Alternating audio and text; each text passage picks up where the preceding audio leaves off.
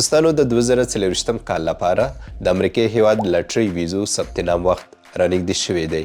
تاسو کولی شئ چې د راتلونکي میاشتې یا د 10مې میاشتې 5م تاریخ څخه واخله تر 11مې میاشتې 8م تاریخ پورې یا د پروسې لپاره ثبت نام وکړئ. خو په تاسو کې په کومو شرایطو برابر کسان کولی شي چې د لپاره ثبت نام وکړي. تر ټولو ناول کم سے کم باید تر 12 پورې سبق ویلی او که چیرې تاسو سبق نه ویلی هغې لپاره بیا په تیرو 5 کلونو کې کم سے کم 2 کاله کاري تجربه ولرئ. خو هغه به په داسې یو کار کې کم چې د متحده ایالاتو یا د امریکې د کار وزارت لخوا تایید شوي په د ویب سایټ کې تاسو هغه چیک کوئ شئ یا به مو تر 12 پورې سبق ویلی کم سے کم یادوم نور زیات چې مو څومره ویلی هغه پروا نه کوي او یا کم کار چې د متحده ایالاتو یا د امریکای هیواد کار وزارت لخوا تایید شوی دی هغه دلته وګورئ که هغې کې تاسو تجربه 2 کلنه تجربه درلوده نو بیا هم ورته ثبت نام کولی شئ. بل ویلډ پاسپورټ یا داسې پاسپورټ چې تاسو هغې باندې بهرني هیوادونو ته سفر کولی شئ نو دا معنا ده چې باید ستاسو پاسپورټ کې وخت وي.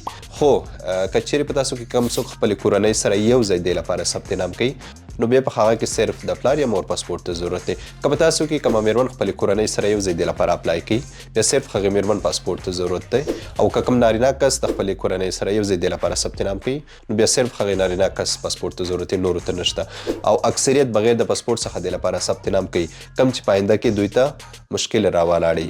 نو زه هر هغه څوک چې دی لپاره ثبت نام کوي هغې ته دا ریکمنډ کوم چې باید پاسپورټ باندې ثبت نام وکړي.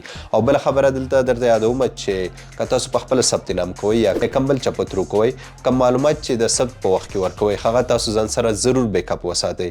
که چیرې اله وکړل تاسو ته دغه لټرۍ وخته نو په آینده کې به مشکلو سره نه وئ مخامخ ځکه ما ډېر کسان لیدلي دي چې کوم چاته ثبت نام کړی دی او دته لټرۍ ختلې ده نو ثبت نام وخت کې چې کوم معلومات د ورکړي وو هغه ترې هېر شوي وو نو دې له وجې تاسو چې کله ثبت نام کوئ هغه ټولو معلوماتو بیک اپ لازمي وساتئ.